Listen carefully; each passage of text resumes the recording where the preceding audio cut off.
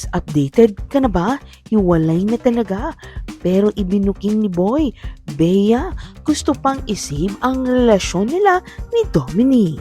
Tinapos na ang well-respected TV host manager na si Boy Abunda ang ilang araw ng gumugulo sa isip ng mga marites kung totoo nga bang hiwalay na si Bea Alonzo at Dominic Roque. Sa kanilang Fast Talk with Boy Abunda kahapon sa GMA7, diretsahang kinupirma ni Tito Boy na ayon sa kanyang reliable source, hiwalay na talaga ang engaged celebrity couple na sina Bea at Dominic. I was shocked as we talk today. Yes, hiwalay po si Dominic at saka si Bea. Pagkumpirma ni Tito Boy na aminadong nalungkot din sa nangyari ngayon sa ex-couple dahil parehong malapit ang dalawa sa kanyang puso. Pero good news din ni Tito Boy, nakapag-usap naman daw sila ni Bea at Dominic nung isang gabi lang. Yun nga lang, wala pa raw silang balita kung ano ang ending ng pinag-usapan ng dalawa. Nung isang gabi lang, nag-usap uli si Bea at Dominic. They're going through a rough patch.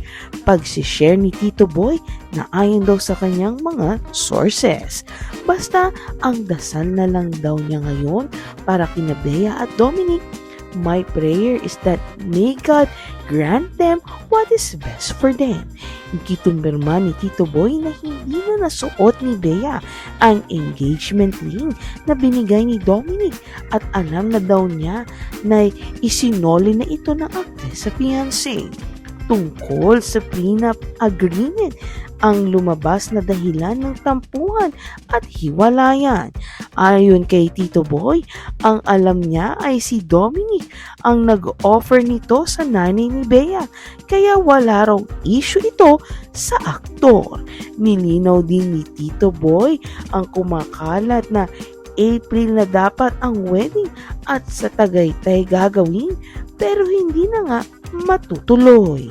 Ani ni Tito Boy, hindi totoong sa April ang kasal dahil ang alam niya ay last quarter ng taon at balak ni Bea at Dominic ay sa Europe nga sana gagawin kung saan nakapag-ocular na ang dalawa.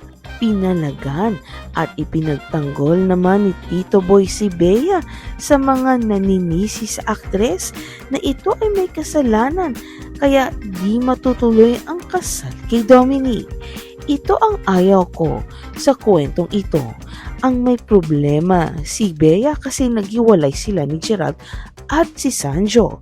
To me, napaka-judgmental po nun. Ani ni Tito Boy, wala raw alam ang mga tao sa totoong problema sa pagitan ni Bea at Dominic. Kaya hindi dapat husgahan ang aktres na ito ang may problema kaya walang tumatagal na relasyon.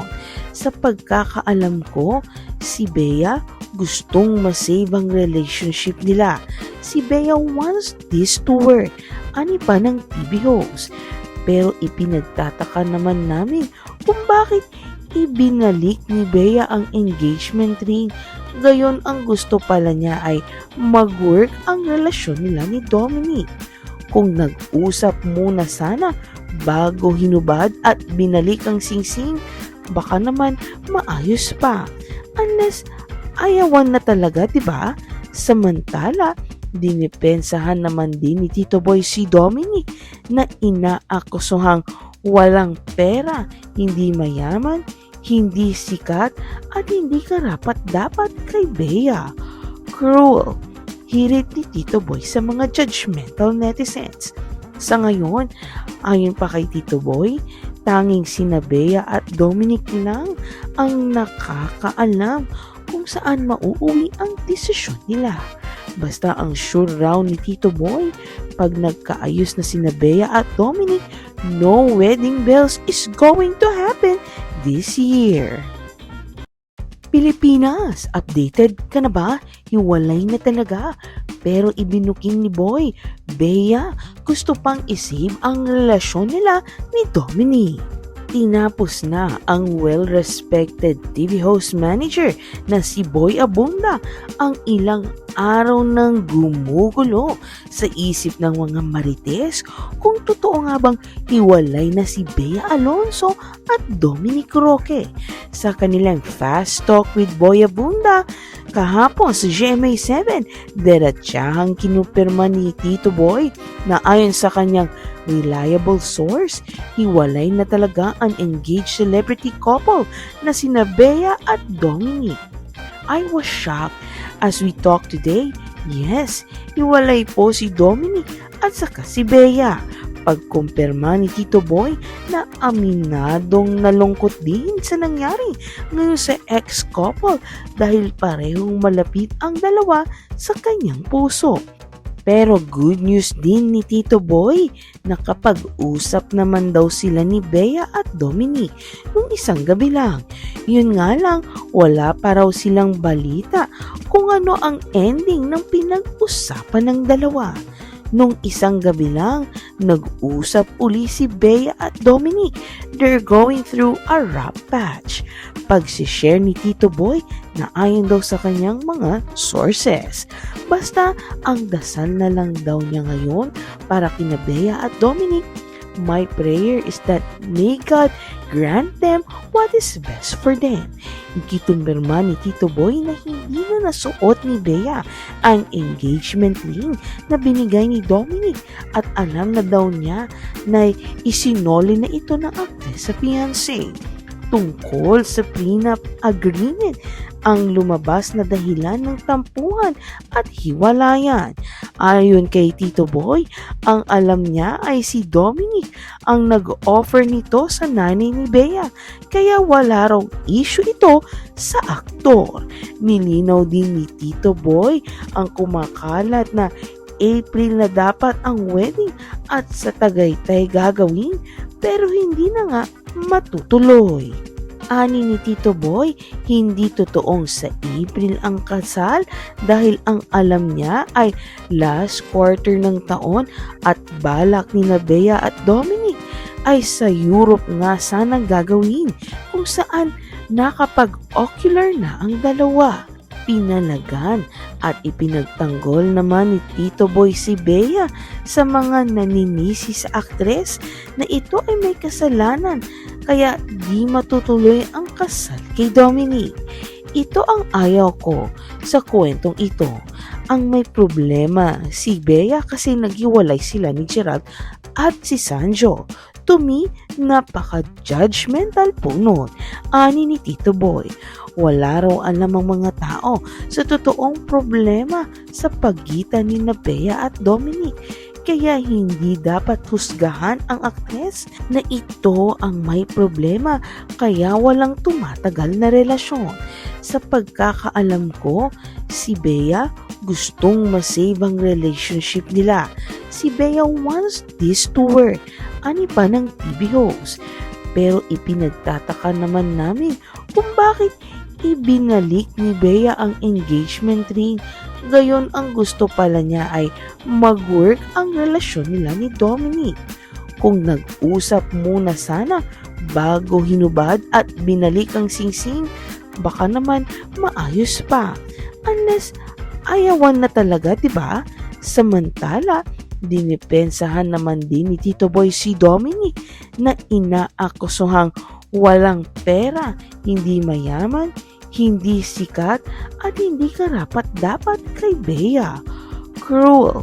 Hirit ni Tito Boy sa mga judgmental netizens. Sa ngayon, ayon pa kay Tito Boy, tanging sina Bea at Dominic lang ang nakakaalam kung saan mauuwi ang desisyon nila. Basta ang sure raw ni Tito Boy, pag nagkaayos na sina Bea at Dominic, no wedding bells is going to happen this year.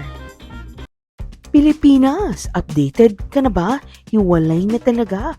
Pero ibinuking ni Boy, Bea, gusto pang isave ang relasyon nila ni Dominic.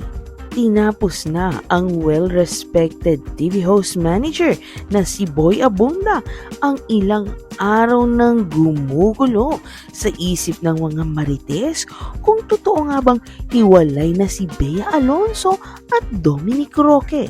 Sa kanilang Fast Talk with Boy Abunda kahapon sa GMA7, diretsahang kinupirma ni Tito Boy na ayon sa kanyang reliable source, hiwalay na talaga ang engaged celebrity couple na sina Bea at Dominic.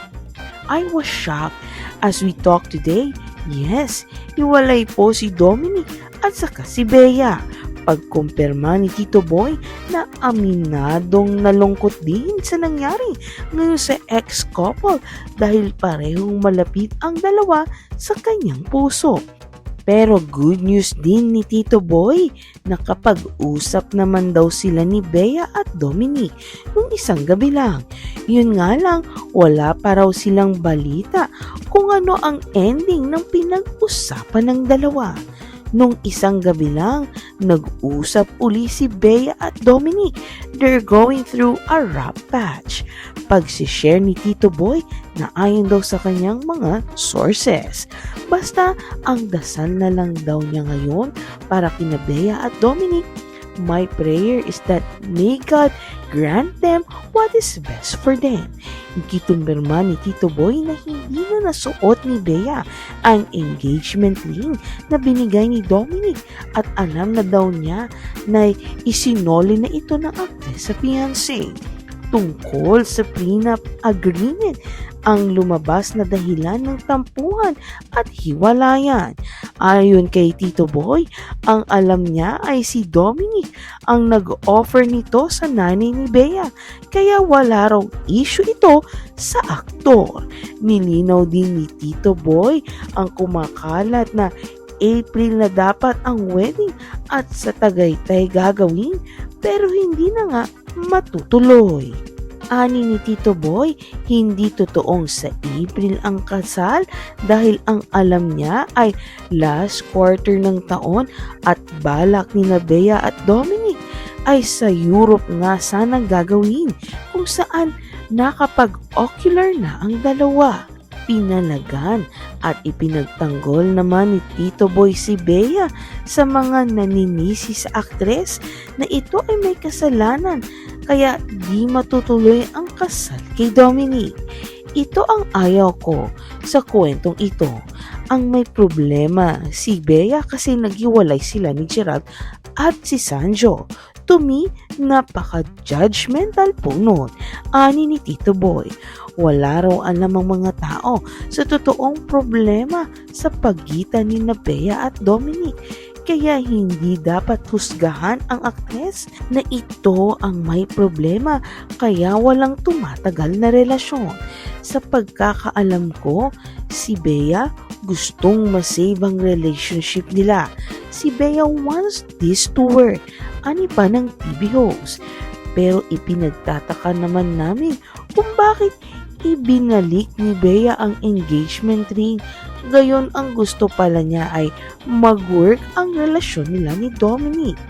Kung nag-usap muna sana bago hinubad at binalik ang singsing, baka naman maayos pa. Unless ayawan na talaga, diba? Samantala, dinipensahan naman din ni Tito Boy si Dominic na inaakusuhang walang pera, hindi mayaman, hindi sikat at hindi karapat-dapat kay Bea. Cruel. Hirit ni Tito Boy sa mga judgmental netizens. Sa ngayon, ayon pa kay Tito Boy, tanging sina Bea at Dominic lang ang nakakaalam kung saan mauuwi ang desisyon nila. Basta ang sure raw ni Tito Boy, pag nagkaayos na sina Bea at Dominic, no wedding bells is going to happen this year.